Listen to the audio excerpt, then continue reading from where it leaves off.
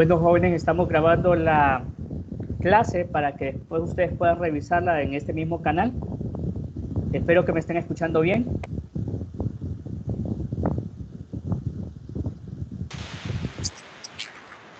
Sí se escucha, doctor. Sí se escucha sí se escucha.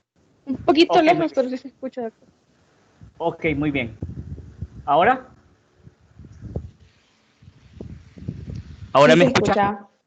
Ok, Sí, muy creo. bien. Sí, doctor.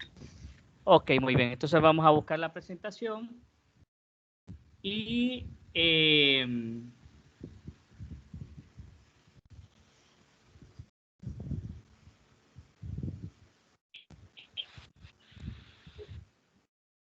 pues Stephanie, comienza a exponer.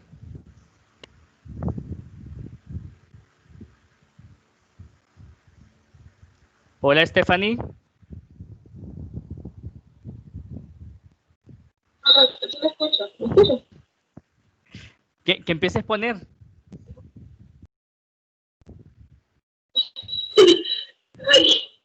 A ver, los profundos. ¿Cómo? No está Ok, muy bien. Vamos a empezar el día de hoy, muchachos. Un gusto tenerlos por acá.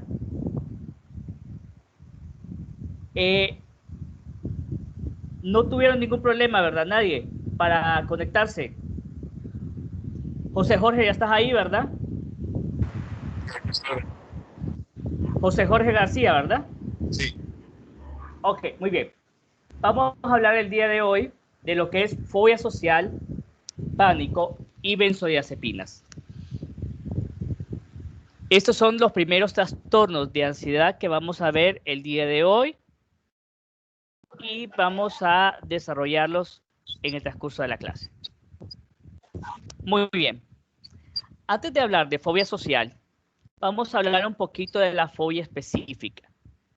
Este es un tema que no lo abordamos en la clase debido... ¿podrían apagar los micrófonos, porfa? Asegurarse que estén apagados los micrófonos. Gracias. Les decía que antes de ver fobia social vamos a hablar de las fobias específicas. Este es un miedo irracional. El paciente entiende que no es justificado su miedo, pero igual lo siente. La fobia específica podría estar relacionado con sapos, con serpientes, con payasos, con ratones, con cucarachas que vuelan. Como vimos en la clase anterior, es superior, el miedo que el paciente siente es superior a lo que normalmente otra persona sentiría. Es exagerado, no lo puede controlar, no se puede sentir tranquilo. Incluso un paciente con una fobia específica a los ratones, a las serpientes, a los sapos, incluso se podría desmayar o salir corriendo y sin medir ningún peligro poderse cruzar la calle. Las fobias específicas tienen eso, que es el miedo irracional, la descarga noradrenérgica que el paciente va a sentir, taquicardia, palpitaciones, sudoración, y también puede tener una conducta evitativa. Va a evitar aquellos lugares donde puede encontrarse con las cucarachas, con los payasos, con las serpientes, dependiendo con el objeto al cual él tiene la fobia. Fobias específicas podría ser la agorafobia, que lo vamos a ver cuando estemos hablando de trastorno por pánico. Está la fobia a los ratones, la fobia a las serpientes, y ahí son específicas. El tratamiento muchas veces es cognitivo-conductual, identificando cuál es la razón por la cual tiene la fobia. Esto se descubre a través de la terapia psicodinámica o psicoanalítica. Y la terapia cognitivo-conductual, que ya la vimos en la clase anterior, nos podría servir para poder utilizar algunas estrategias conductuales y cognitivas para controlar este tipo de fobias. La única fobia específica que se debe tratar farmacológicamente podría ser la fobia a volar. Aquí podríamos utilizar benzodiazepinas como el alprazolam, como el clonazepam, dependiendo de las horas de vuelo que tenga. El tratamiento de la fobia específica podría ir encaminado con dos alternativas. La primera podría ser la desensibilización sistematizada. Aquí es como que poco a poco vamos a exponer al individuo a ese objeto o a ese animal al que le tiene fobia. Es decir, por ejemplo, ¿alguien le tiene algún miedo o una fobia a algún animal de ustedes? A las cucarachas voladoras, tal vez, doctor. ¿Quién habla ahí? Deciré. Desiree. ¿Y qué es lo peor que ha hecho usted, Desiree, cuando mira una cucaracha voladora? Lo peor. Salgo corriendo. La peor reacción. Salir corriendo. Ok. Ok, entonces pongamos, por ejemplo, Desiree. Si Desiree cumple criterios para una fobia específica, la primera técnica que tendríamos que usar dentro de la desensibilización sistematizada es hacer que Desiree imagine las cucarachas que vuelan alrededor de su cuerpo, que vuelan alrededor de su cuarto, que vuelan y se estacionan en la mesa. Eso. Cuando la ansiedad ha disminuido con la imaginación y ya puede imaginárselo sin provocar taquicardia, palpitaciones, sudoración, vamos a un segundo paso. Podría ser verla en fotografías o en videos, cómo vuelan las cucarachas. Esto pasa semanas. Cuando ya tolera eso sin ninguna descarga adrenérgica, sin taquicardia, sin síntomas simpáticos, sin ansiedad, entonces pasaríamos, por ejemplo, a mostrarle una cucaracha que vuela en un frasco o en una caja. Y la última parte, ¿cuál creen ustedes que sería?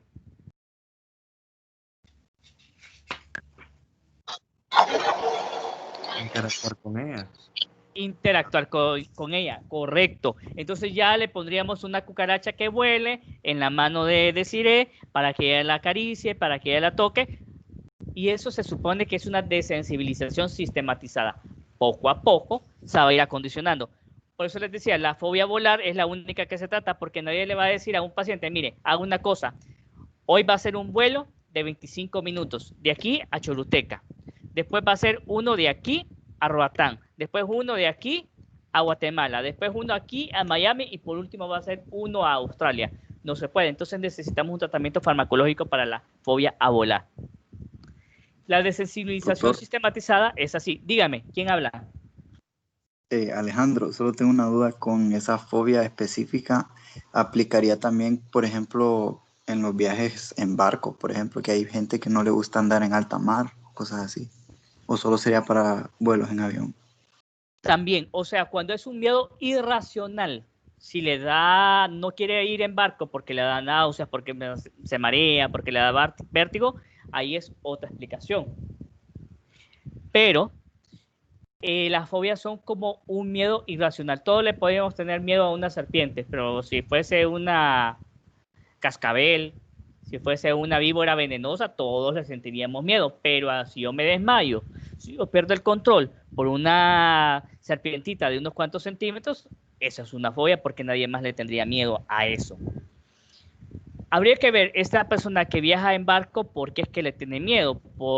¿Es un miedo irracional o por los síntomas físicos que podría sentir?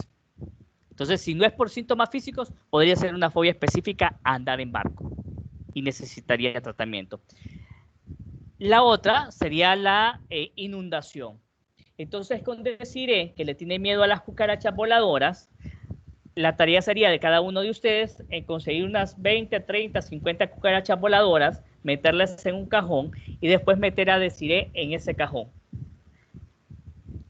Es tanta la información que el cerebro y la mente de Desiree siente, percibe, que el mismo estímulo va a extinguir la respuesta que ella pueda sentir. Entonces va a llegar a un momento en que no va a sentir ni miedo, ni frío, ni calor, sino que se extinguió la reacción. ¿De acuerdo? Doctor, tengo una duda en cuanto a la fobia específica. Usted mencionó en cuanto a animales y todo eso, pero en caso de que una persona tenga una fobia, sea como a la oscuridad o a las alturas, ¿sería el mismo proceso de sensibilización en el que empezaría con imaginarlo y después ir progresando de esa manera? Exactamente, podría ser lo mismo. Es el mismo procedimiento. Es poco a poco irlo acostumbrando a eso. Por ejemplo, si es a las alturas, o sea, si él puede pasar, no puede pasar de un segundo piso, porque siente taquicardia, palpitaciones, es de ir probando hasta que él no sienta ninguna sintomatología ansiosa de estar en el segundo piso. Cuando logró eso, entonces vamos probando a alcanzar el tercer piso, el noveno, el décimo, el 25º y así vamos. Bien. Hablando de fobia social, vamos a decir que es una condición común, es una condición crónica, debilitante, que el paciente va a vivir y que va a experimentar probablemente desde una edad temprana. Estamos hablando probablemente de la etapa escolar o desde la adolescencia. A pesar que es crónica, como surge probablemente en la escuela, cuando tiene una mayor exposición a la crítica o a la observación de la sociedad, entonces la población, la familia, los maestros podrían considerar que es una forma de ser, una forma muy particular de ser. ¿A quién de ustedes le han dicho que es tímido? Por ejemplo.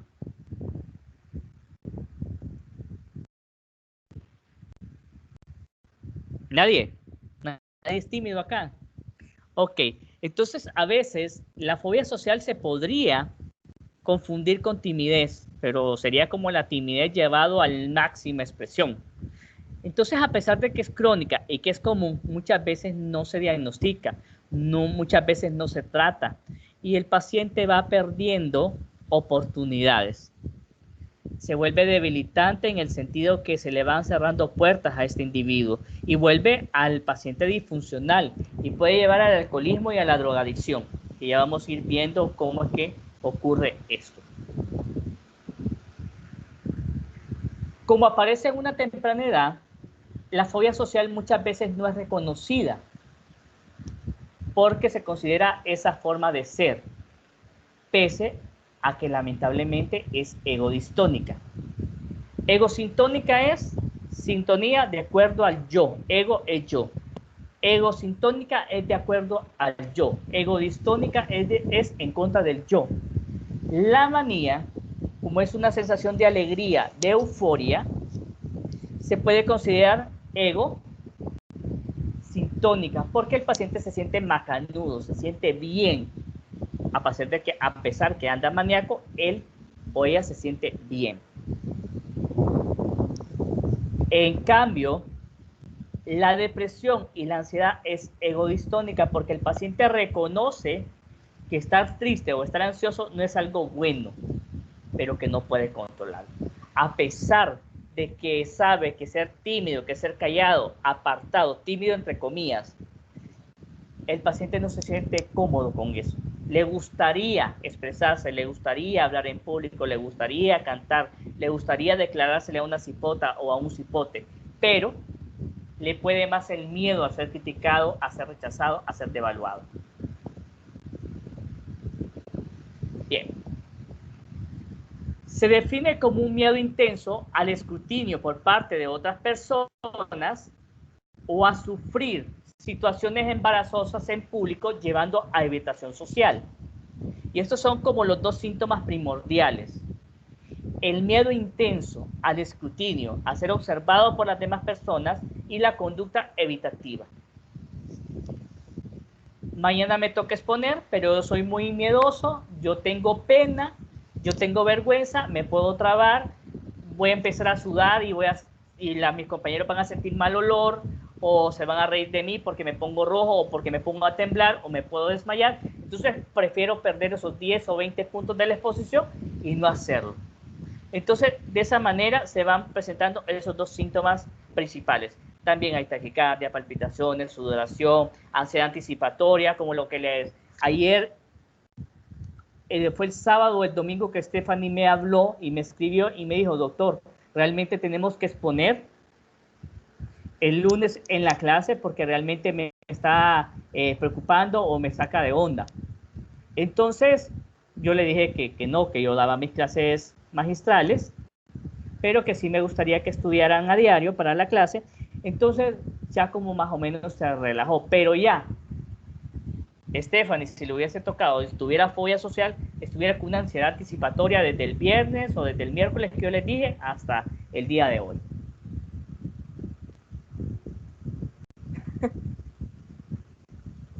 Bien. Como les dije yo, las fobias sociales van a aparecer en la adolescencia con miedo a ser enjuiciado por otras personas, llevando a evitar situaciones sociales. Y las situaciones sociales pueden ser muy variadas, desde hablar en público, desde hablar con una muchacha, de ir a fiestas, de exponer, de hablar con una autoridad. Todo eso le va a generar complicaciones al paciente. Son restringidas o son difusas. Restringidas, por ejemplo, podría ser que únicamente yo sienta temor hablarle al chico o a la chica que me gusta. O sea, no puedo, tartamudeo. O yo puedo hablar con mi familia, puedo chistear con mi mamá, con mi papá, con mis hermanos, con mi uno o dos súper buenos amigos y puedo expresarme bien, pero cuando ya viene una tercera persona ahí ya no puedo socializar, ya no puedo hablar porque me siento inhibido, me siento ansioso. Me pueden invitar a una fiesta y yo no voy. Tengo ganas de ir, pero me daría vergüenza si cometo algún error, entre comillas. Bien, lastimosamente esta fobia social se va acompañando de baja autoestima y de miedo a las críticas, que es lo que va a desarrollar el paciente. Y él va a tener una... Recuerden que la clase anterior había mencionado yo de la alteración de la percepción. Se alteraba la percepción, el tiempo, el espacio. Y un paciente con fobia social o con miedo y está enfrente de alguien, cualquier gesto de un compañero, de la profesora, lo va a percibir como un peligro. Entonces, si de repente yo estoy de forma presencial dando clases y de repente Mariel o Sara se comienzan a reír o a criticar, entonces yo me voy a poner rojito, voy a poner tartamudo porque voy a pensar que se están riendo de mí. ¿De acuerdo? Entonces, cualquier cosa que yo perciba como paciente me va a activar aún más el temor, la ansiedad, y puedo desarrollar crisis de pánico, que al inicio estas crisis de pánico se van a presentar únicamente cuando yo me exponga a la situación que me genera ansiedad. Y junto con la crisis de pánico puedo desarrollar una evitación más o menos grande que me puede limitar tanto que me aísle socialmente. Bien. La fobia social lamentablemente no es una enfermedad reciente, ya fue descrita en años anteriores, allá a inicios de 1900 por Pierre Janet, pero la consideraban como una patología unida a las crisis de pánico. Entonces se consideraba que el trastorno de pánico y la fobia social era una misma entidad. Realmente con el tiempo se dio cuenta que eran diferentes patologías. Y fue hasta allá de 1970 en que se planteó una diferenciación.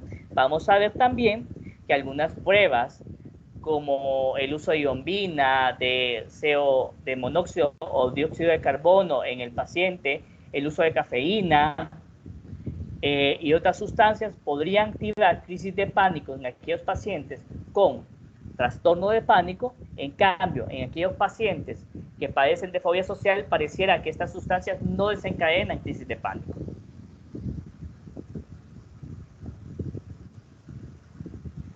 Todos los trastornos de ansiedad jóvenes lamentablemente son más frecuentes en las mujeres que en los varones, pero obviamente podría causar mayor disfuncionalidad en los varones por cuestiones socioculturales. Y aquí les pregunto a ustedes,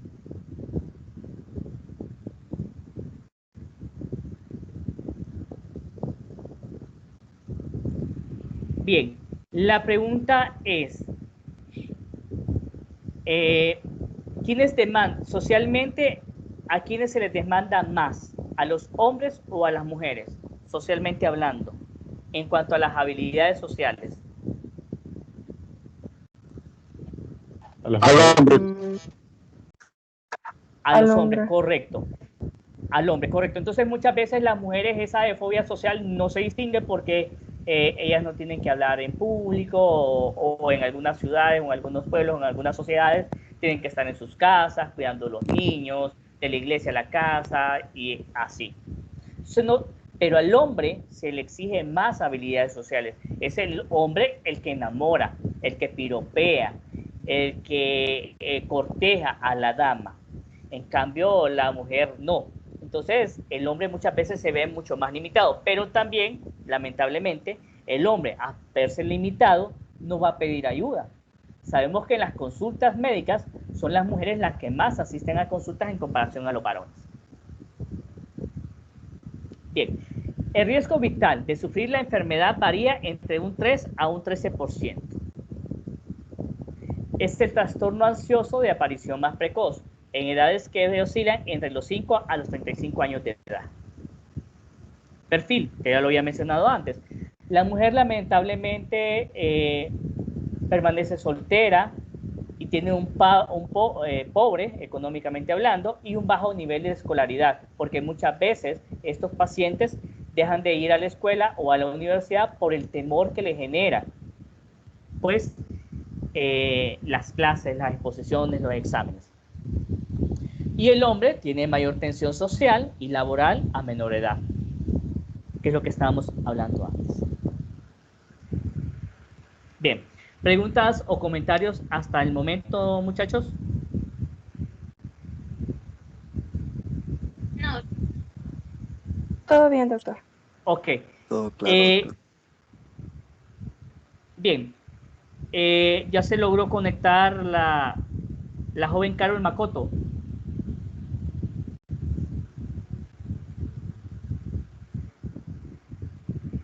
Creo que todavía tiene problemas, doctor. Ok, yo lo hago por aquí porque como no tenemos límite de tiempo, se puede hacer mucho más corrido y queda grabado igual. Espero que se pueda conectar. Bien, la etiología, lamentablemente, no se ha podido identificar un marcador biológico específico para la fobia social. Lamentablemente no tenemos esa situación. Pero sí, desde el punto de vista neurobiológico, tenemos algunas situaciones como, por ejemplo, alteraciones del eje hipotálamo hipoficiario.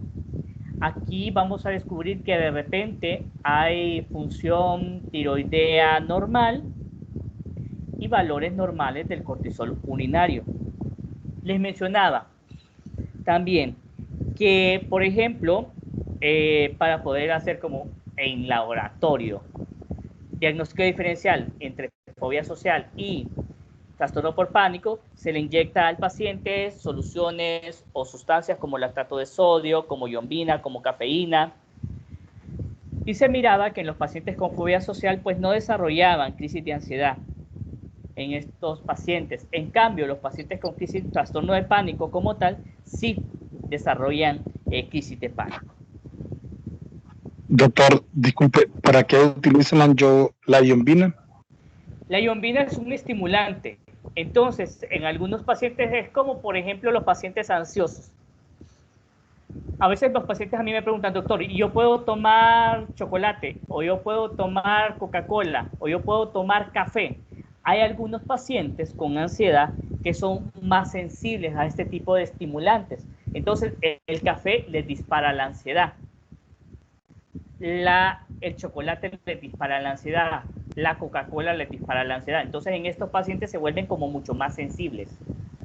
Entonces, algo así funciona la yombina, igual el monóxido de carbono o el lactato de sodio. Son estimulantes. Muy bien. Bien, hay también pacientes que tienen alteración de la amígdala y el hipocampo y que lastimosamente se vuelven hiperactivos aún en situaciones neutras o novedosas. Entonces, cosas que realmente no le deberían de generar ansiedad, en estos pacientes lamentablemente sí lo activan. Eso es lo que yo les mencionaba como con las caras o gestos de los demás compañeros. En la tomografía como con emisión de positrones se podría ver hiperperfusión de los lóbulos frontales y de la amígdala, que estos esta hiperperfusión pues se va a revertir con el tratamiento que se le dé. Y otra también es una hipoactividad del circuito límbico frontal. ¿Cuáles son los neurotransmisores involucrados en la fobia social? Bueno, entonces hay neurotransmisores que se asocian entre la enfermedad de Parkinson y la fobia social. Por ejemplo, la dopamina. Se ve que hay pacientes con este tipo de enfermedades que también tienen sintomatología de fobia social. Hay polimorfismo en receptores de dopamina D2 y disminución de este receptor en algunas estructuras como el núcleo estriado en pacientes con fobia social. Hay actividad de la noradrenalina, hay alteraciones a nivel de la serotonina, una hiperactividad del glutamato y una alteración de la actividad del GABA. Y esto lleva a una sintomatología.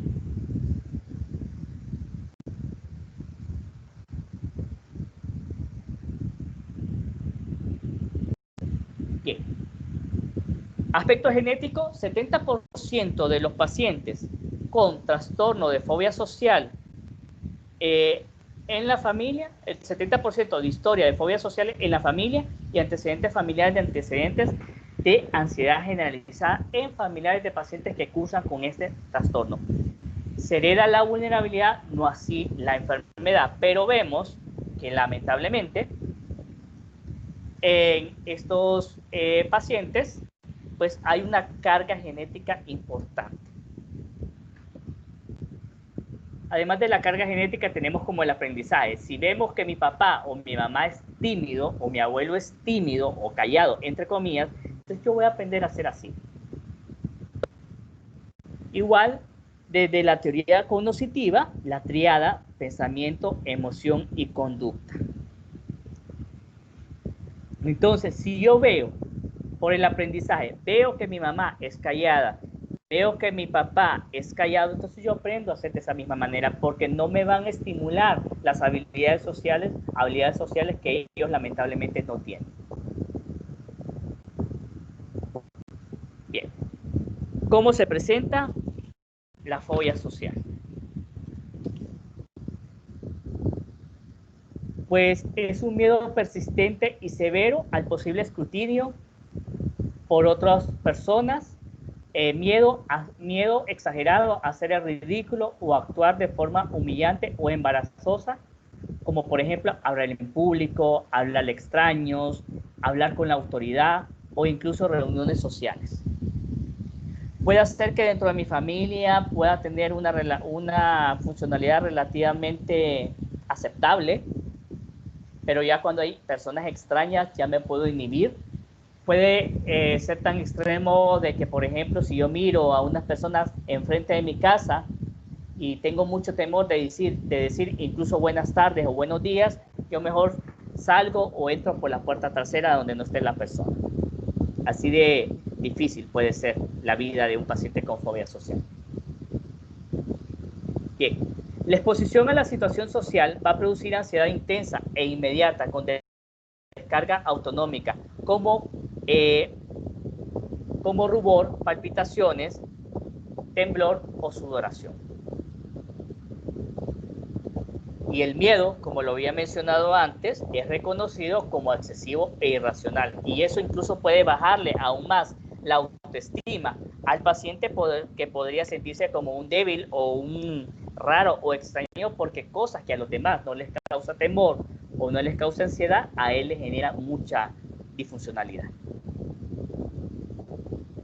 Todo esto va a llevar a que el paciente presente conducta evitativa y ansiedad anticipatoria. Bien.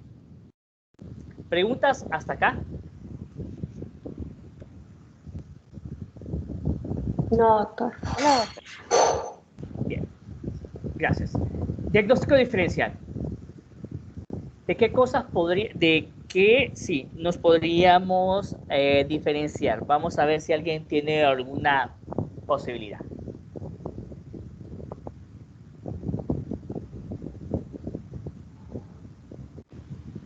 Quizás algún ataque de pánico. Podría ser. Correcto. Podría ser. La particularidad del ataque o crisis de pánico es que estas van a aparecer de forma súbita. Son paroxísticas y no tienen ningún desencadenante evidente. En cambio, en la fobia social, que sí se puede acompañar de crisis de pánico, la crisis de pánico en el inicio se va a presentar únicamente cuando se expongan a la situación que le genera estrés. Bien, un diagnóstico diferencial es abuso de sustancias. Entonces, podría ser que la descarga adrenérgica no sea por fobia social, sino porque consumió más alcohol y por eso tiene, o marihuana o cocaína, y por eso tiene taquicardia, palpitaciones, sudoración, temblor, o tomó bastante café, o cafeína, o otro tipo de sustancias que pueden ser, o Red Bull, que te da alas, o AMP, o por loco. Esas sustancias que tienen mucha cantidad de azúcar y que tienen mucho estimulante. Entonces, esto podría provocar taquicardia, palpitaciones, y puede ser un diagnóstico diferencial. Medicamentos. Podrían ser hipoglicemiantes orales. La glibenclamida podría ser que puede provocar hipoglicemia, que puede tener sintomatología autonómica y que no sea necesariamente por miedo a exponer. O puede ser la fluoxetina, que al inicio del tratamiento puede dar aumento de ansiedad y que no está relacionado con la fobia en sí. Hipertiroidismo es una enfermedad que tiene muchas caras, muchas variedades. Entonces, esta también podría presentarse con sintomatología. Trastorno por pánico, bien lo mencionaron por ahí. Trastorno depresivo.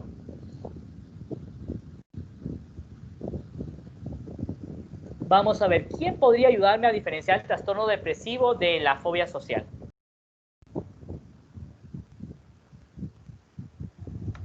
Bueno, la fobia social va muy específica a lo que son interacciones sociales, ¿no? El trastorno depresivo, creo que la persona simplemente no tendría ganas de nada en general, pero un trastorno social, la persona lo que quiere evitar es interactuar con otra gente. Correcto, muy bien, Carol, gracias. Entonces, es muy puntual, o sea, él puede, vaya, Carol podría estar hablando con Stephanie o con su mamá y su papá y socializar y tranquila y todo bien y no hay problema. Pero si ya la sacan de ese ambiente y la incorporan en otro lugar donde hay más gente, más sociedad, más personas, entonces ahí se puede inhibir, se puede bloquear.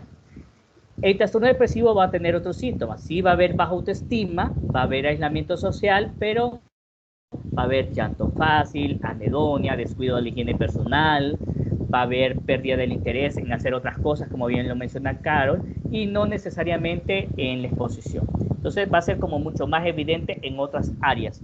El paciente con depresión no solamente no va a hablar con los vecinos, no va a hablar ni con la propia familia, no se va a cambiar, no se va a vestir, no se va a bañar, va a perder el apetito. Otro diagnóstico diferencial es el trastorno de personalidad evitativa, que se puede presentar entre un 22 a un 89% de los casos. Y esto algunos autores podrían considerarlo como la fobia social en su máxima expresión.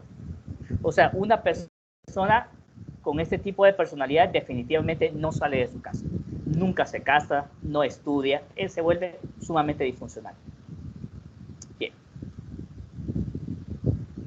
Comorbilidades. Trastorno de la personalidad evitativa o por evitación, como ya lo había mencionado antes, en un 22 a 89% de los casos se puede dar. Esto lamentablemente va a limitar aún más a la persona. No sale de su casa, no sale de... no sale de su casa, no sale de su cuarto incluso, no estudia, abandona los estudios a una temprana edad. Son personas calladas, tímidas, que lamentablemente no pueden relacionarse. El alcoholismo. El alcoholismo se puede presentar en un 21% de los casos en el paciente con fobia social. ¿Y cómo es que alguien entra en el alcoholismo con fobia social? Viene, por ejemplo, Alejandro y me dice, yo soy compañero de Alejandro, y me dice, José, te invito a una fiesta. No, que me da miedo, me da pena, me vos sabés que uno siempre, no, pero mira que te quiero presentar una cipota, lero, ok. Entonces, viene y me dice, yo te voy a dar un remedio para que te relajes. Y llega José Luis a la reunión, a la fiesta, y me da una cerveza o me da un trago. Yo no he tomado, pero yo creo en Alejandro y sé que él me va a cuidar y que me está ayudando por mi bien y que no es nada malo. Pues dicho y hecho, me tomo la cerveza o me tomo el trago y me relajo. Y soy el alma de la fiesta y bailo y canto y bromeo con todo el mundo. Pues qué bien me fue con una cerveza. Pues resulta que me vuelven a invitar dentro de 15 días o dentro de un mes a otra reunión y me tomo la cerveza, pero no sentí nada, ningún efecto. Entonces me debo de tomar 2 para volver a sentir. Y así poco a poco la cura salió más cara que la enfermedad. Entonces ahí caí también, además de la fobia social, en un alcoholismo, porque entendí yo, entre comillas, que el alcohol era el único remedio que tenía yo para poder desarrollar las habilidades que me faltaban. Depresión y suicidio, lastimosamente, se puede presentar en un 16% la depresión e incluso en un casi 10% la ideación suicida en el paciente con fobia social. ¿Por qué? Porque se limita, porque se le cierran puertas, porque no se expande ni se desarrolla él. Y el trastorno bipolar también podría tener una comorbilidad. Y el trastorno de pánico, como le mencioné al inicio, puede hacer que el paciente presente los síntomas al inicio, la crisis de pánico, solamente cuando se expone a la actividad social. Pero posteriormente estas crisis pueden volverse mucho más frecuentes y sin ningún estímulo y hay una comorbilidad. Y otro diagnóstico tal vez diferencial puede ser el trastorno dismórfico corporal y el trastorno de comportamiento alimentario. También van a tener conductas evitativas, también van a tener algún comportamiento y van a tener miedo a la exposición, pero aquí en el trastorno dismórfico corporal, por ejemplo, el paciente va a considerarse que es más dientón de lo que es más narizón de lo que es que soy muy orejón y eso me da pena que me miren, o que tengo problemas de barros y esto me limita aún más. Pero es por una característica física que el paciente lo extrapola y empeora la situación. Tratamiento. Los de primera línea, recuerden, las benzodiazepinas solo son tratamientos coadyuvantes, solo son tratamientos acompañantes. Realmente el tratamiento que va a mejorar la situación de salud del paciente va a ser probablemente un antidepresivo. Tenemos los inhibidores selectivos de la recaptura de serotonina, tenemos la fluoxetina, tenemos la sertralina, el escitalopram, la paroxetina, esta familia que la vamos a ver en las siguientes clases, y la benzodiazepina sería un tratamiento coadyuvante, acompañante en los primeros días, en las primeras semanas de tratamiento. Otros que dan buenos resultados son los beta bloqueadores, pero más de todos los beta bloqueadores, el propranolol, porque es mucho menos selectivo, es mucho más fácil para que pueda eliminar la taquicardia, las palpitaciones, porque muchas veces los síntomas neurovegetativos son los que van a incrementar aún más la ansiedad en el paciente. Si bloqueamos este tipo de síntomas, puede hacer que el paciente se sienta más tranquilo. Yo no le digo a un paciente que sea virgen tomando beta bloqueadores que se tome una dosis de 40 miligramos porque puede tener bradicardia y lipotimia. Entonces, yo le recomiendo que comience con 5 o con 10 miligramos y va viendo la frecuencia cardíaca a ver si no se la baja mucho. Y la psicoterapia. ¿Y cuál es la psicoterapia que mejores resultados da para trastornos de ansiedad?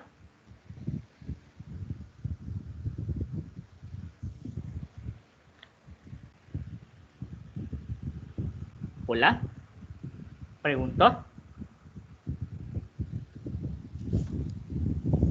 Luis Fernando, ¿está por ahí? ¡A mí!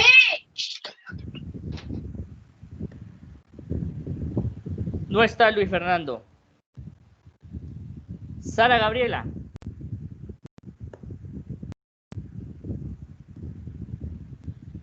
Sería la desensibilización que he mencionado.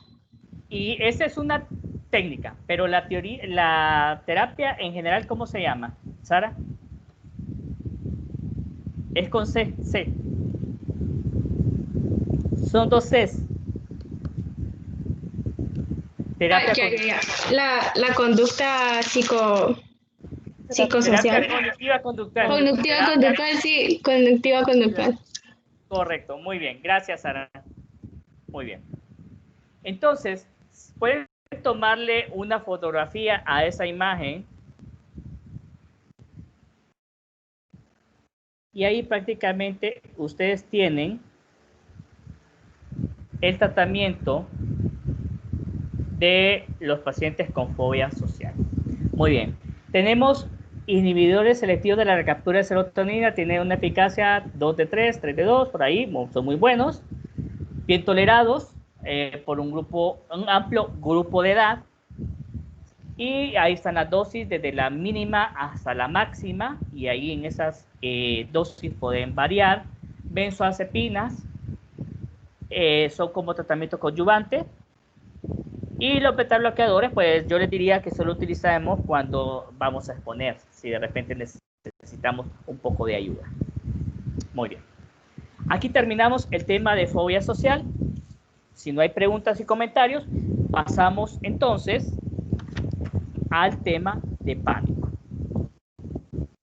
Doctor. Mándeme. Yo tengo una pregunta. ¿Habla? Alejandro. Dígame, Alejandro. Es con respecto al diagnóstico diferencial. Estaba pensando, como usted mencionó, que el inicio de la presentación de este trastorno de fobia social puede ser de escolar. Entonces se podría considerar tal vez un trastorno de espectro autista como diferencial, no sé. Okay. ¿O son diferentes las manifestaciones? Sí, son diferentes las manifestaciones. El espectro autista, o sea, vamos a ver. Te lo voy a poner así. ¿A qué edad entra normalmente un cipote a la escuela? Como a los, bueno, si es a la escuela primer grado, como a los 6 años. No, antes. Antes, como a los 4. A los 4 años. Entonces, un cipotillo de 4 años de edad, ¿cómo es un cipotillo? ¿Alguien tiene sobrinitos? ¿Ya? ¿Quién me podría describir cómo es un cipotillo de 3, 4 años? Alegre y activo. Ajá, vamos activo. A ver. Es activo. Ajá, ¿qué más? O debería ser activo. Platicón. Busca interactuar bastante con otros niños. Es bastante sociable y no teme a pasar situaciones vergonzosas. Exactamente. O sea, entonces el cipotillo de 4 o 5 años es así. De repente pasa algo, ¡pum! Pasa algo en la escuela y lamentablemente lo bloquea. Entonces ahí podría aparecer. ¿Qué pasa con el autismo, Alejandro? Los cambios son mucho más tempranos. El paciente autista se puede diagnosticar desde los 2 años y medio. Hay un desarrollo psicomotriz, un desarrollo de las habilidades sociales normales hasta los 2 años y medio, y hay un retroceso en el paciente autista. ¿De acuerdo? Entonces, desde antes vemos que el niño con fobia social podría socializar muy bien con los hermanitos, o con el papá, o con la mamá, o con la abuela, porque con ellos se ha criado. Pero si lo sacamos de ese ambiente, lamentablemente ya va a tener mayores dificultades.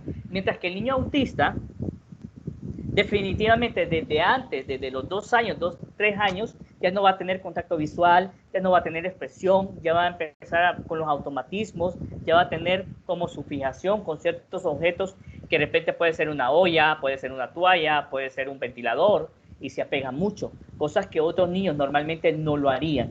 Entonces ahí podemos ver una diferenciación. Es mucho más indiferente a la sociedad un niño con autismo. Y dependiendo del grado, como hablas, el espectro autista puede ser un Asperger, pero incluso el Asperger también desde muy chiquito se le ve algunas particularidades. ¿Saben quién podría ser Asperger en la televisión? Sheldon Cooper, ¿lo recuerdan? Sí. Sí, doctor. Entonces, si hay una serie que es de este Sheldon joven, van a ver que se sale de la norma, se sale de lo habitual, de lo común, él. Entonces, por ahí. Se tendría que ser muy minucioso para poder hacer esa diferenciación entre la fobia social y el aspecto autista o el autismo. Muy bien. ¿Alguien más? Greta Thunberg tiene Asperger también. ¿Quién? Greta Thunberg. Esa sí no sé. No sé si la conocen, que es una, creo que es sueca, ella es activista de la naturaleza. Ah, la niña chiquita. Del La niña. medio ambiente. Una niña como de 16 años. Ah, ok, podría ser por ahí. Ahí me van a mostrar vía chat. A ver, ahí le voy a me la mandar muestran para que la vean. Gracias. Bueno. La niña que Ha tenido hasta reuniones con Trump ella.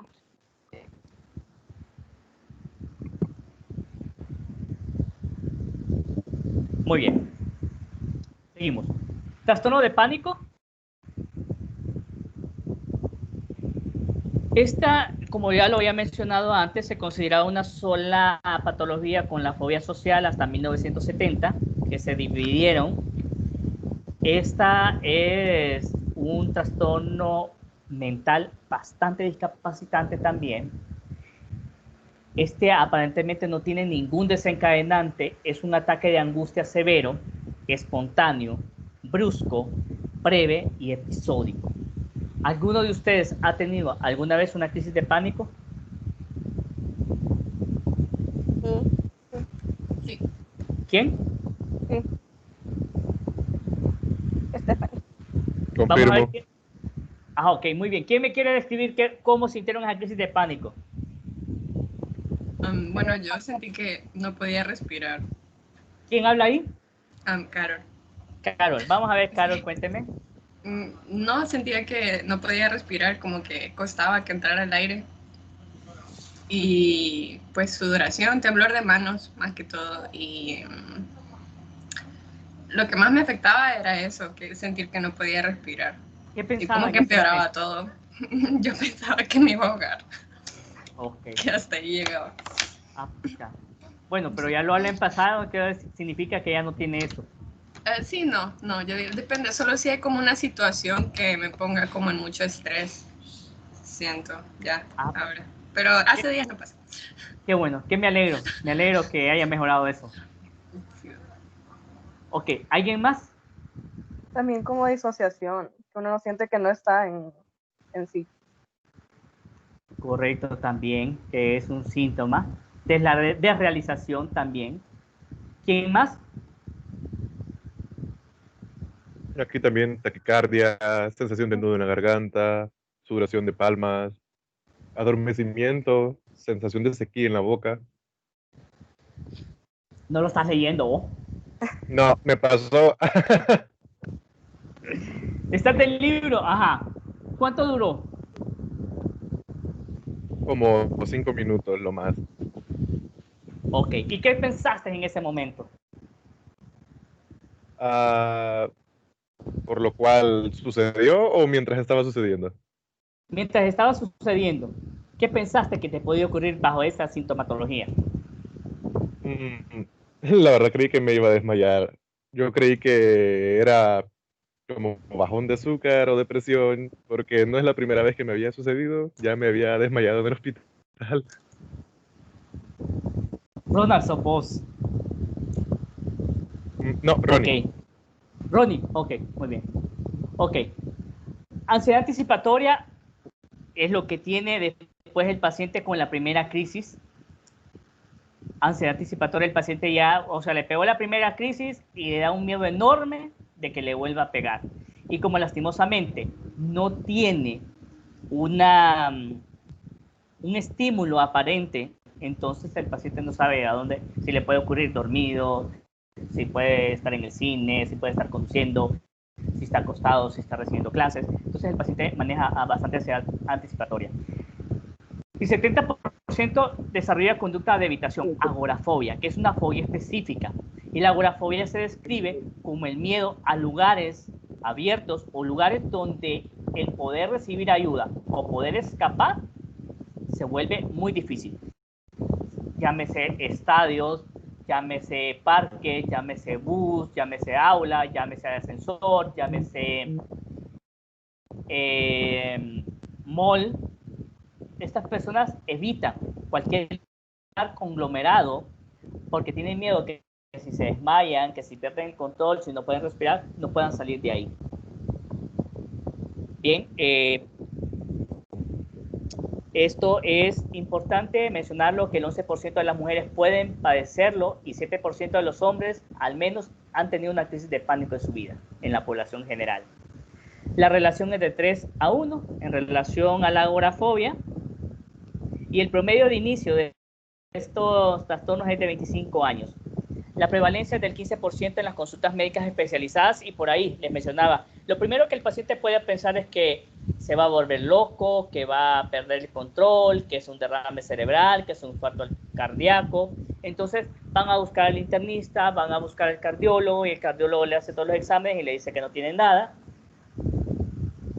y lo puede remitir al psiquiatra. Bien, es importante mencionar que hasta un 90% de los casos tiene otro trastorno psiquiátrico comórbido por la disfuncionalidad que presenta el paciente.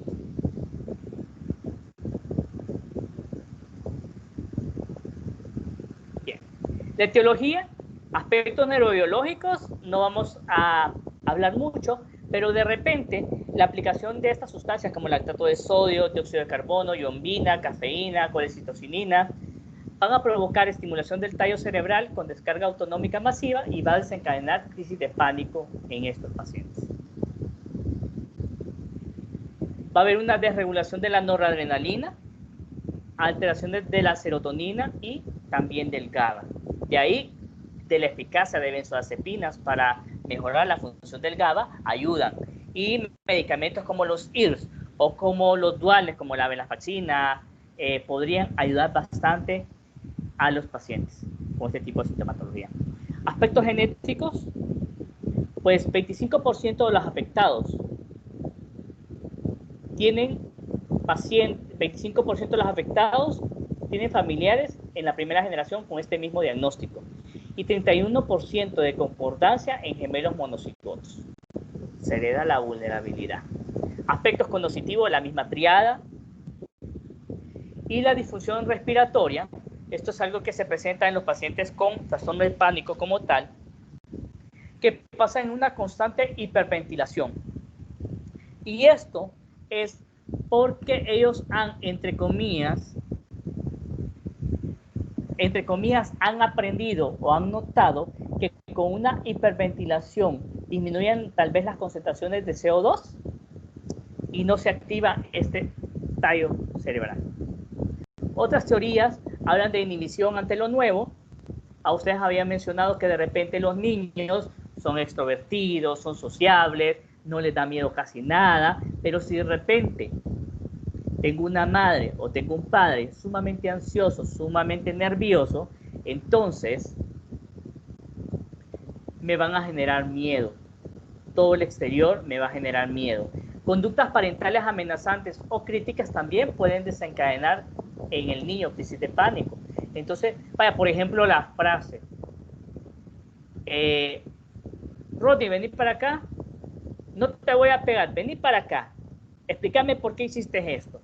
Y de repente yo le pego a Ronnie, o le pego a Carol, o le pego a Stephanie, y el niño queda como ya predispuesto. Entonces al primer grito, ya solamente con el primer grito, ya puede activarse toda esta cascada de ansiedad y desarrollar una crisis de pánico. Y eventos vitales.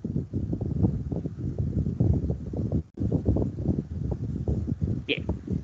Son 13 síntomas que el paciente puede tener, no los va a presentar todos, pero se define la crisis de pánico o de angustia por un miedo o malestar intenso acompañado de 4 síntomas de 13 síntomas somáticos o cognitivos. El tiempo de duración va a ser entre 5 a 10 minutos. No va a haber alguien que lo sienta más de 10 minutos, pero obviamente no se siente en 5 minutos. Yo creo que se podría sentir en ese momento de la crisis de ansiedad, puede pensar que el tiempo pasa muy lentamente o que dura más de la cuenta. El paciente tiene sensación de peligro siente sensación de peligro o muerte inminente y la necesidad urgente de escapar. Y esto es lo que se activa aún más y es un círculo vicioso.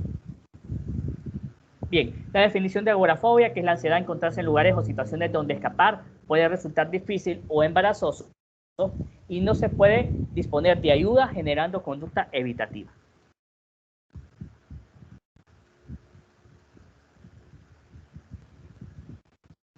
Bien. ¿Cuánto tiempo necesitamos para hablar de trastorno de pánico? Al menos un mes de evolución. Este paciente va a desarrollar ansiedad anticipatoria. ¿Por qué? Porque no sabe en qué momento le puede ocurrir. Entonces va a estar, como dicen allá en mi pueblo, con un ojo abierto y un ojo cerrado. Y va a tener preocupación por las consecuencias de la crisis. Y si me pega mientras estoy haciendo un procedimiento quirúrgico, y si me pega mientras voy en el avión, y si me pega mientras voy conduciendo, y si me pega mientras estoy dormido y no me doy cuenta y me termino muriendo. Entonces, así va a ser la ansiedad anticipatoria y la preocupación. Va a haber cambio de conducta en este paciente. ¿Cómo qué cambio de conducta? Lamentablemente, los cambios de conducta que se puedan presentar en él es no andar solo, pedirle acompañamiento al novio, a la novia, a la mamá, al hermano, al amigo, y lamentablemente va a causar dependencias patológicas. El trastorno puede o no acompañarse de agorafobia. Y para poder hacer el diagnóstico de trastorno de pánico, la sintomatología no se debe al efecto de una sustancia, no se debe a una enfermedad médica como una arritmia, como EPOC, como asma bronquial, como una hipoglicemia, o a otro trastorno mental como por ejemplo la fobia social o el trastorno de estrés postraumático. Aunque podrían ser comórbidos, pero eso se va a ver al momento de hacer la historia. ¿Cuáles son los síntomas que el paciente los puede mencionar? Bueno, los mencionó varios, los mencionó Ronnie. Palpitaciones, sacudidas del corazón o elevación de la frecuencia cardíaca, sudoración, temblores o sacudidas, sensación de ahogo o falta de aliento, sensación de atragantarse, opresión o malestar torácico, náuseas o molestias abdominales, inestabilidad, mareo o desmayo, desrealización, sensación de irrealidad o despersonalización, sensación de estar separado de uno mismo, miedo a perder el control o de volverse loco, miedo a morir, parestesias, sensación de entumecimiento u hormigueo y escalofríos. Esos son los síntomas.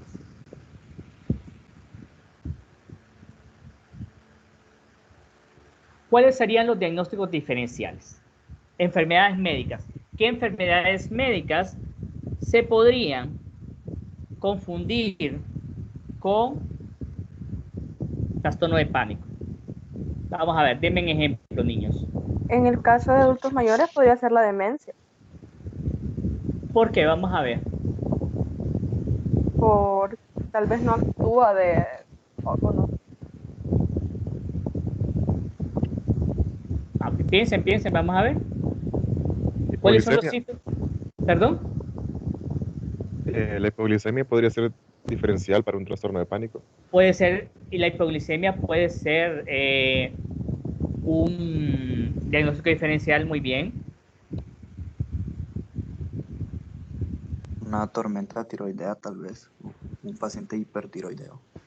Un paciente hipertiroideo también. A ver, ¿quién más? Pacientes epilépticos.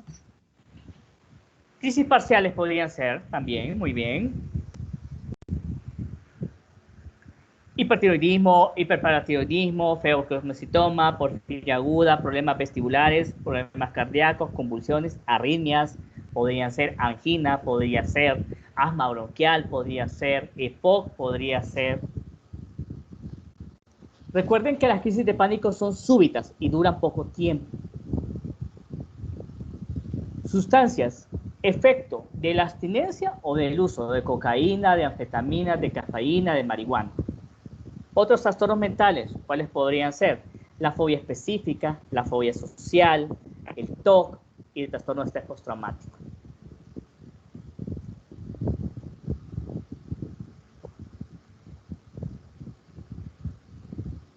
¿Cuáles son las posibles complicaciones que puede tener el trastorno de pánico?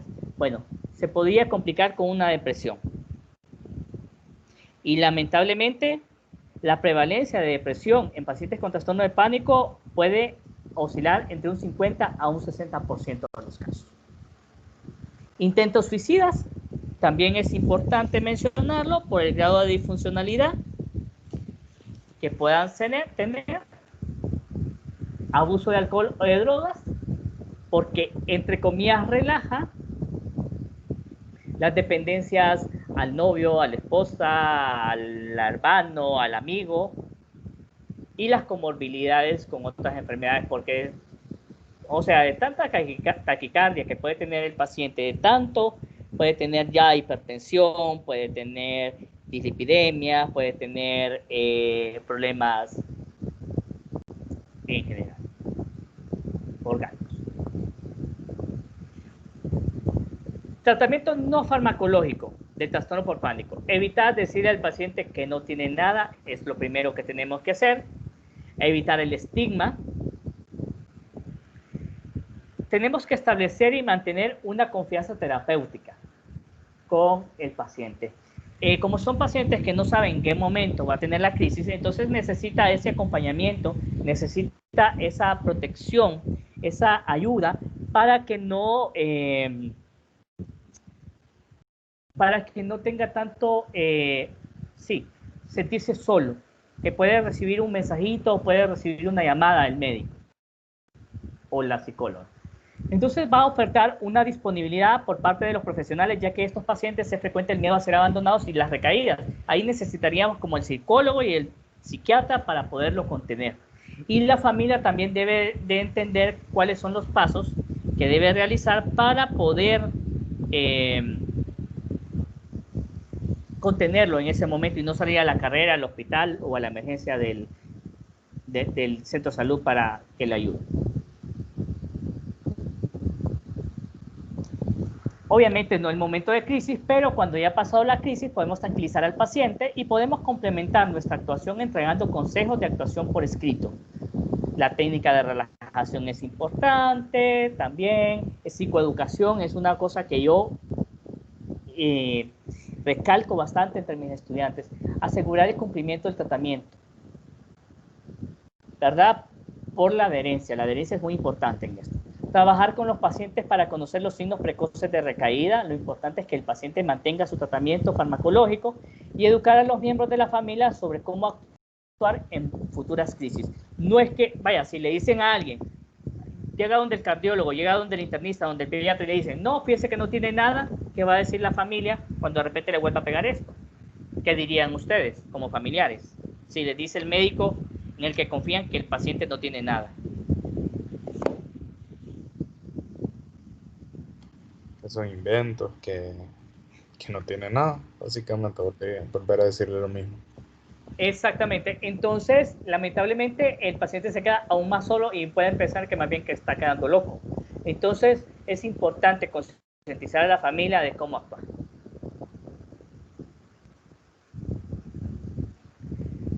La primera línea de tratamiento, nuevamente hablo de los SIRS, citalopram, escitalopram, paroxetina y sertralina.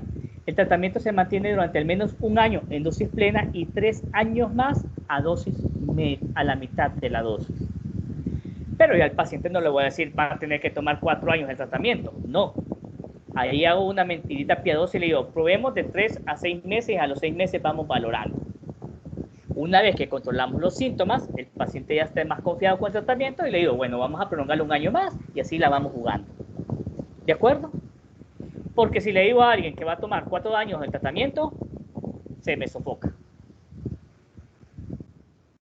Tratamiento coadyuvante, ¿cuál sería? Alprazolam en dosis mínimas de 2 a 4 miligramos al día, repartido en 3 tomas diarias, máximo 8 a 12 semanas. En esas 8 a 12 semanas deberíamos de tener ya controlada el trastorno por pánico a través de los antidepresivos. Otros tratamientos que podríamos utilizar son beta bloqueadores, que ya los mencioné en fobia social, y dentro de los antidepresivos tricíclicos, uno que tiene bastante efecto ansiolítico es la imipramina, que la dosis oscila según la literatura de 100 a 300 miligramos, yo le diría de 25 a 300 miligramos diarios. Bien. ¿Preguntas con pánico?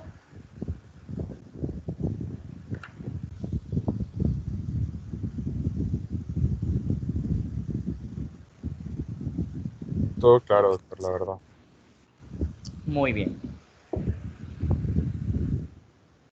Bien. Las benzodiazepinas. Pues estos son como a las cuales muchos médicos y población en general le tienen mucho miedo.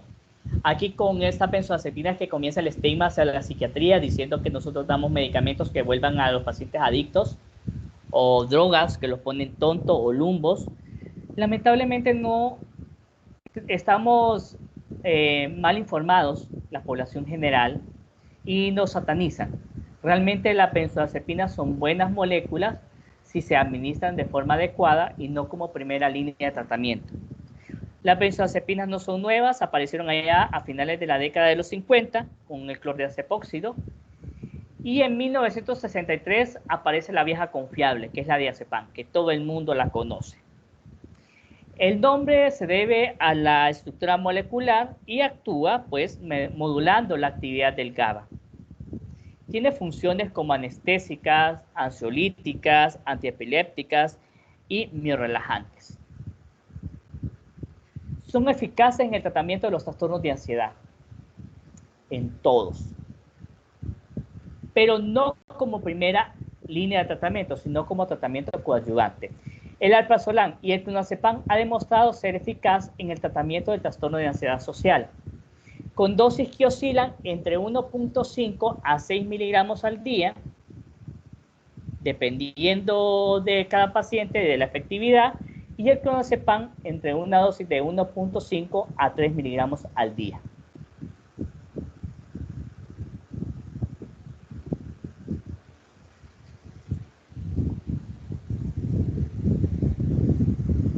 Bien, ya lo había mencionado antes, tiene efecto sedante ansiolítico rápido, unos son más sedantes que otros. La clonazepam es ansiolítica y es sedante. Entonces la clonazepam, jóvenes, me va a servir para aquellos pacientes en que tengan ansiedad e insomnio, dificultades para dormir. Un paciente que tenga ansiedad y duerme bien y es una persona que labora y que necesita una benzodiazepina que le baje la ansiedad sin provocarle tanta somnolencia, entonces podríamos utilizar bromazepam o alprazolam. Estos son útiles en el insomnio, pero no como tratamiento a largo plazo. Entonces, para manejar el insomnio tenemos otras alternativas, pero en los primeros días de tratamiento podríamos dar una benzodiazepina para ayudarle a dormir al paciente. Sirve para controlar la ansiedad, para controlar la agitación, para la catatonia aguda relacionada con trastorno bipolar también, y también tiene una función anestésica, antiepiléptica y miorrelajante. Bien. Riesgo de dependencia física y psicológica se da en casos de uso prolongado, pero no en todos los pacientes. Va a depender de cada individuo, de cada organismo. Si de repente este paciente es alcohólico, si es consumidor de drogas, si es jugador, si es adicto a las compras, si es adicto al sexo, si es adicto al internet, cualquier cosa lo va a hacer adicto. Y la benzodiazepina, por el efecto que tiene, aún más. Se utiliza como tratamiento complementario, eso lo recalco, y la adicción a las benzodiazepinas es poco frecuente.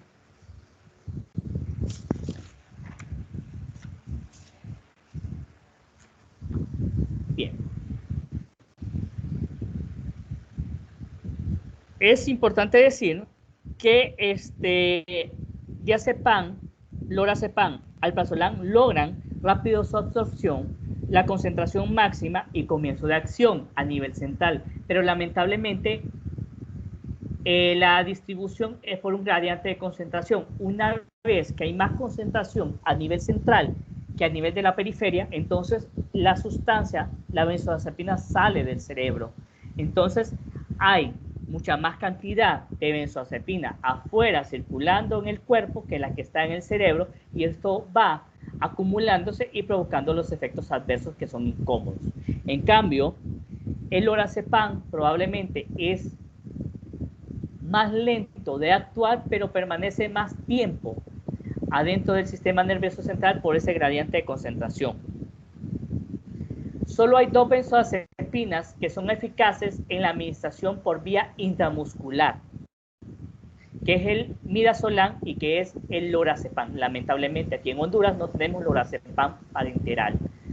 Administrar diazepam por vía intramuscular no nos funciona mucho porque la distribución es bien tortuosa, entonces el efecto no va a ser tan rápido. Y si lo administramos por vía intravenosa, pues tenemos el riesgo de que provoque depresión respiratoria y puede ocasionar mucho más problemas en el paciente.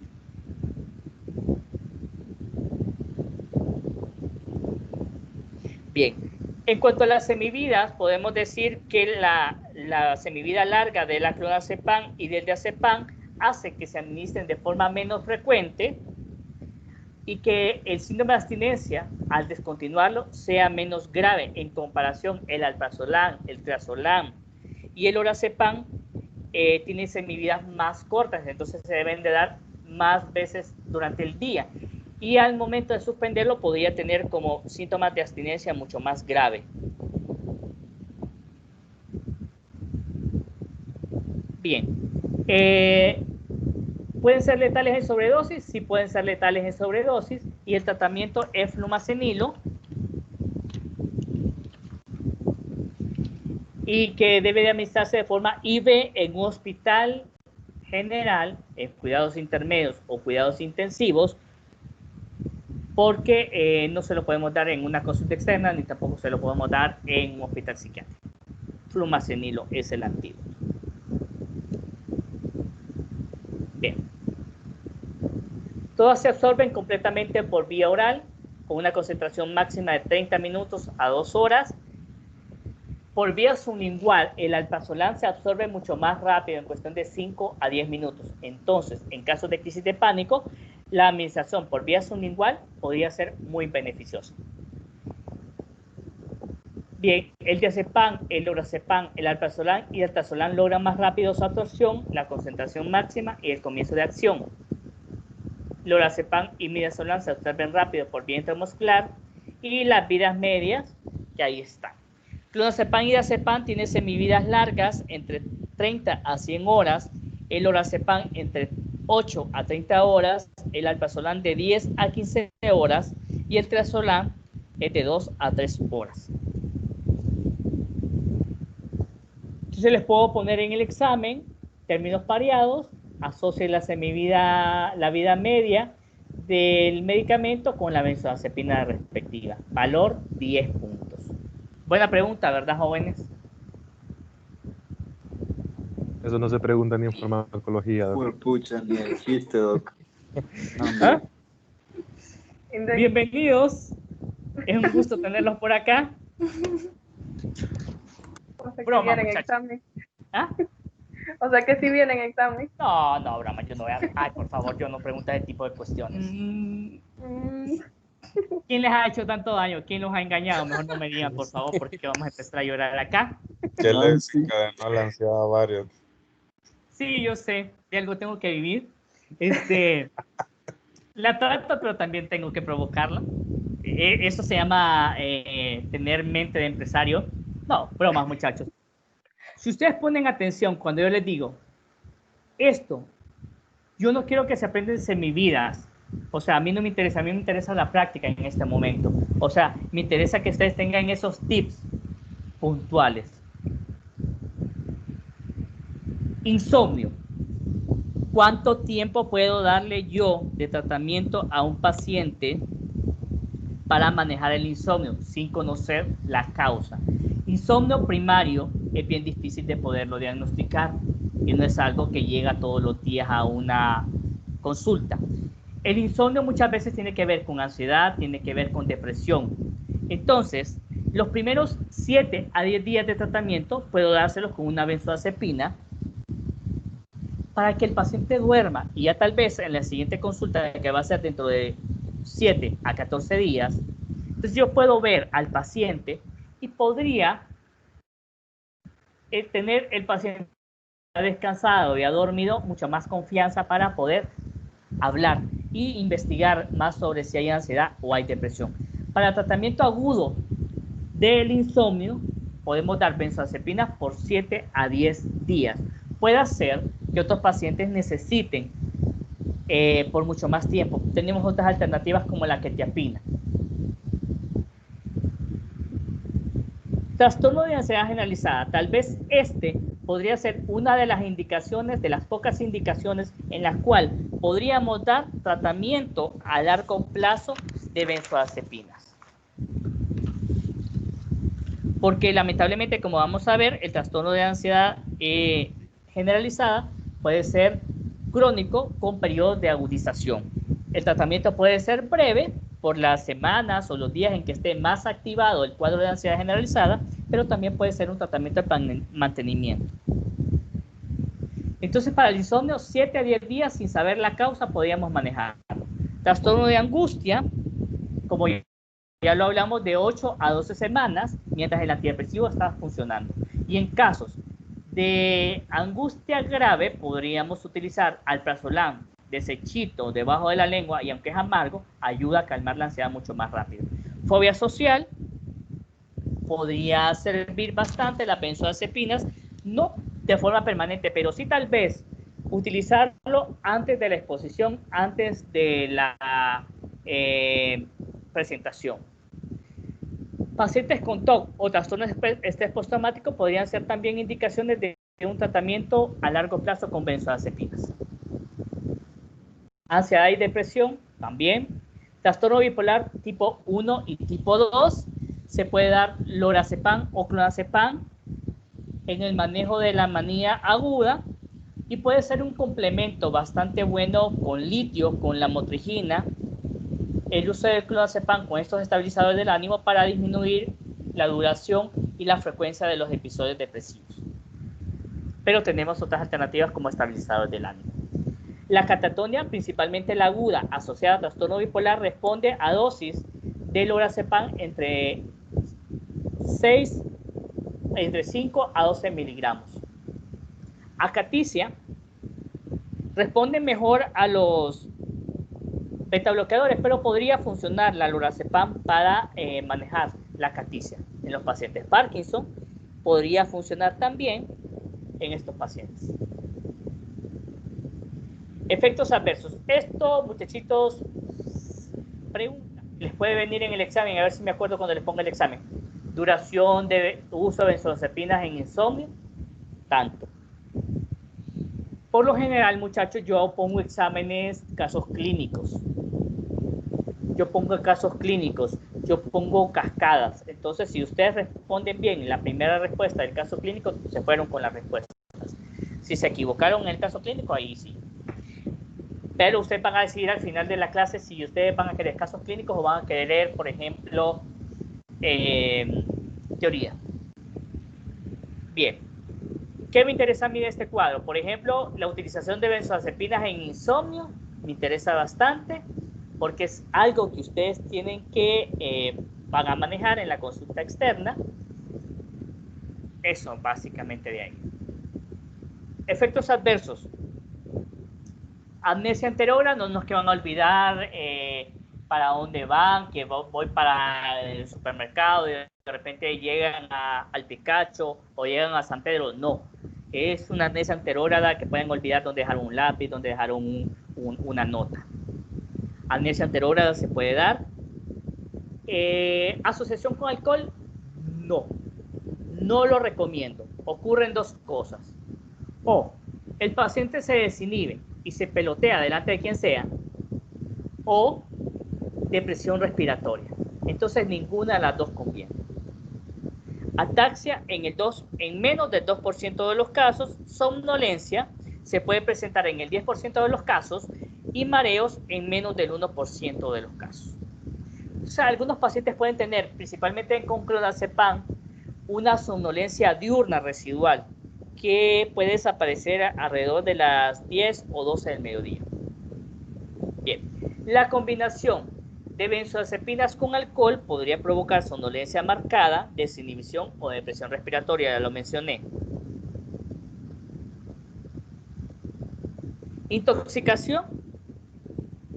Sí. Podría provocar como manifestaciones confusión, habla titubeante, ataxia, somnolencia, disnea o hiporreflexia. Puede provocar deficiencia respiratoria en los pacientes, entonces hay que tener cuidado con los pacientes que ya están afectados, por ejemplo, con EPOC y con apnea del sueño. Alprazolam puede aumentar el apetito y el peso, no es que van a aumentar 20 libras en 15 días ni en 10 días, no. Y no se recomienda durante el embarazo y la lactancia porque pueden provocar disnea, bradicardia y somnolencia en el niño, en el bebé por la lactancia materna, porque aparece en la leche materna. Son teratogénicas en el primer trimestre del embarazo.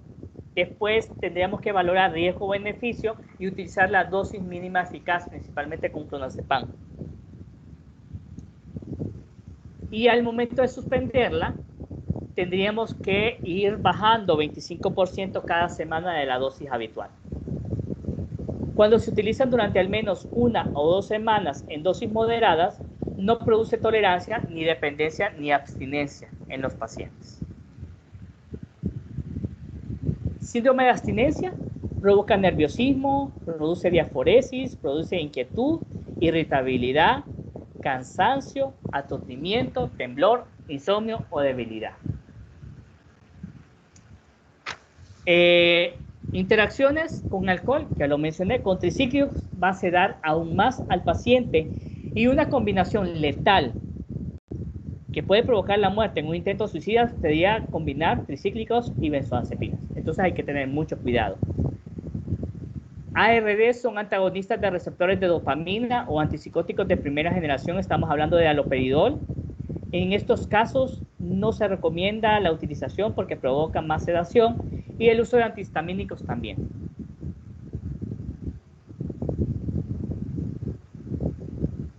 Bien. Y la última, olanzapina y lorazepam por vía intramuscular, es de alto riesgo, puede provocar la muerte, así que yo no lo recomiendo. Y esto es todo, muchachos, por esta parte. Ok, muy bien. Otra cosa, si yo utilizo benzodiazepinas, ¿por cuánto tiempo puedo utilizarlo para conciliar el sueño?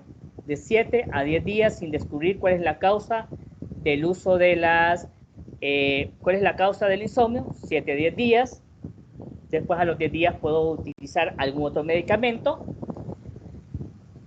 ¿Qué pasa si necesito utilizarlo por más tiempo? ¿A cuánto tiempo una persona se puede volver dependiente o adicta a la benzodiazepina? Después de 7 a 8 semanas, en una persona predispuesta a una adicción. Entonces, ¿qué puedo hacer?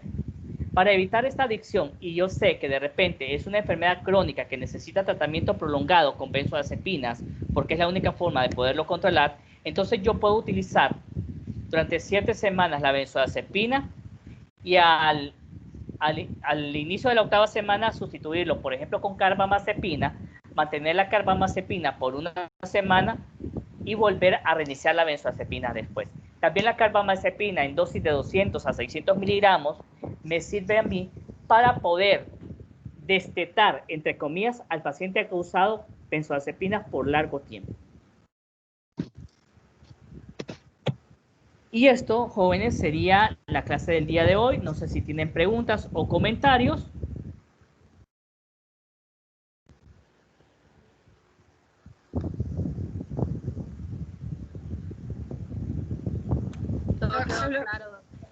Solo si me puede repetir a partir de cuándo es que se puede crear una dependencia a la benzodiazepina.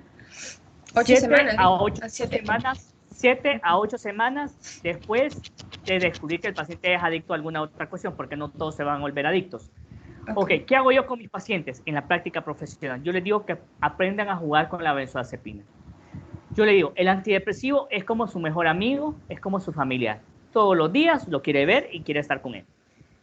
La benzodiazepina es como un conocido. Si lo mira bien y si no lo mira, pues no hace falta. Entonces la benzodiazepina se puede jugar con ella. Un día, si yo siento ansiedad, hoy me la puedo tomar un cuarto o me puedo tomar la mitad.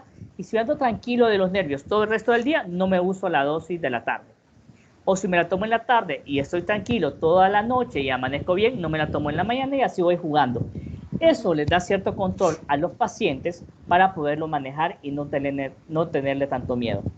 Otra, en los pacientes con pánico, a veces yo les digo que anden un alprazolam en la bolsa de la billetera, en la bolsa de la camisa, y eso les da cierta seguridad y los puede hacer más independientes, porque ya saben cómo controlar la crisis de pánico. Algunos tips: si tengo un paciente con ansiedad o depresión y dificultades para dormir, una benzodiazepina que puedo utilizar en él es la clonazepam. Si es un paciente con cuadro de ansiedad y duerme bien y es funcional y quiere una benzodiazepina que no le cause tanta somnolencia, entonces probablemente alprazolam podría ser una buena alternativa. Si es un paciente polimedicado o un adulto mayor y necesitamos un medicamento que me pueda ayudar y que no le puede generar tanta dificultad, sería el lorazepam, porque esta tiene menos metabolismo hepático, principalmente en adultos mayores, y en pacientes polimedicados, lorazepam podría ser una buena alternativa. Okay. Muy bien. Doctor, yo tengo Mándeme. ¿Qué pasa con los pacientes que sufren de todo esto, pero están ellos son el efecto opuesto, que más bien duermen demasiado y que necesitan el uso de las benzodiazepinas y que sí se quejan de que más bien pasa con sueño todo el día o que pasan demasiado fatigados? ¿Qué se hace? Ok, tenemos otras alternativas como el mexazolam, que tal vez no es directamente una benzodiazepina, pero que funciona como tal. Tiene efecto ansiolítico, pero no tiene efecto sedante. La otra es bromazepam, que igual tiene efectos ansiolíticos sin tanto efecto sedante. Entonces, alternativas para ellos.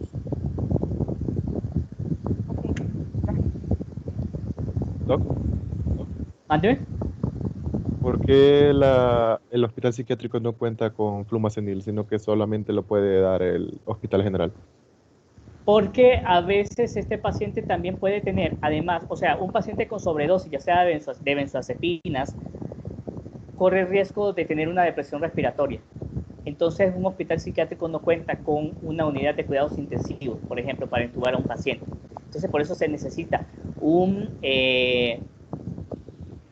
una unidad de cuidados intensivos o de cuidados intermedios para poder controlar. El flumazenilo puede utilizarse y tiene que ser bajo vigilancia estricta por un emergenciólogo o un intensivista o un internista. De lo contrario, no se puede utilizar. Entonces, y habría que ver si solamente tomó la benzodiazepina o tomó algún otro fármaco, porque a veces combinan los pacientes benzodiazepinas, amitriptilina o combinan alcohol. Entonces hay que tener todo un equipo de cuidados intensivos para poder contener a este paciente, cosa que en el hospital psiquiátrico no tiene.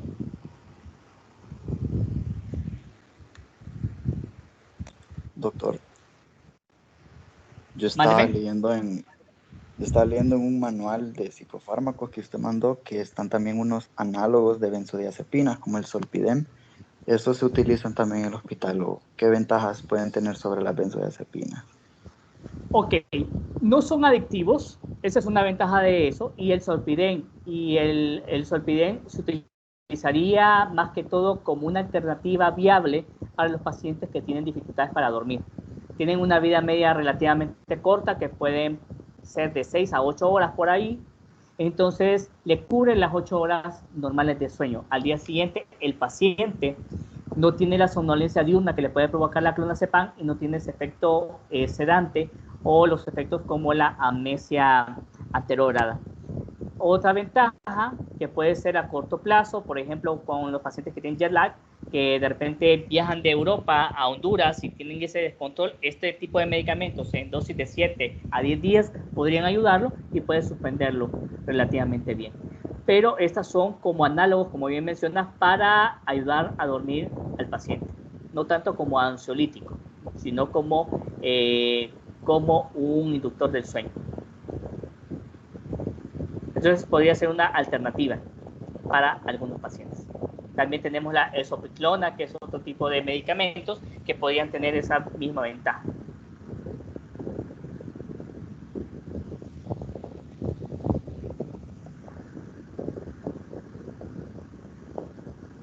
¿No hay más preguntas? Creo que no. Ok, muy bien, jóvenes. Espero que estén bien, que se cuiden, que cuiden a sus familiares. Y si no tienen ningún inconveniente, a mí me parece, bueno, ya aprendí a utilizar esta cuestión, ¿verdad? Podemos tener las siguientes clases a través de este medio. La ventaja es que no tenemos que estar interrumpiendo la charla cada 40 minutos y eso nos ahorra tiempo. No sé si les parece, nos conectamos el miércoles por este medio. Mándeme. Sí. Doctor, solo que sí, lo que hacíamos en Ciru, porque varios tuvimos problemas, porque nos decía que no estábamos, no teníamos el acceso para esta sala, La entonces grabación. usted podría crear una sala solo para que nosotros nos conectemos ya a la hora, o sea, ni siquiera va a tener que avisarnos, solo que a la 1 en punto nos vamos a poder conectar. Pues de sí. hecho, No se tienen que ya mandar tengo link. la sala habilitada. Creo que Ok. se llama psiquiatría, sexta rotación. Ok. Sí, Doc, solo- y de ahí no, solo una cosa respecto a las grabaciones de la clase, al menos yo ahorita con la rotación pasada de cirugía, la doctora grabó las clases, pero al final de cuentas no pudimos acceder a los videos nosotros, solo ella. Entonces, no sé si podemos... Lo de subirlo a YouTube creo que funcionó bien. Ajá, sí. Ok, entonces voy a buscar cómo se descarga y yo se la subo a YouTube. Y de todos modos, las otras rotaciones están en las grabaciones de cada clase igual, yo siempre las doy. Ok. Entonces ahí pueden repasar con ellos. Si no, Ok, pero ok. voy a intentar bajar descargar la grabación para subirlas al canal. Yo tengo un canal ahí. Creo que Stephanie ya se afilió o no. Ok, está bien. Gracias. Ok, Gracias, muy Doc. bien. Gracias, cuídense muchachos y nos conectamos el Igual. miércoles. Si Dios así lo permite. Está bien, doctor. Bye, Doc. Gracias, doctor. Gracias, Bye, doctor. cuídense. ¿Puedo ir? Gracias. Muchas gracias, doctor, por todo. A la orden. Nos vemos, doctor. Nos vemos. Gracias. Bien.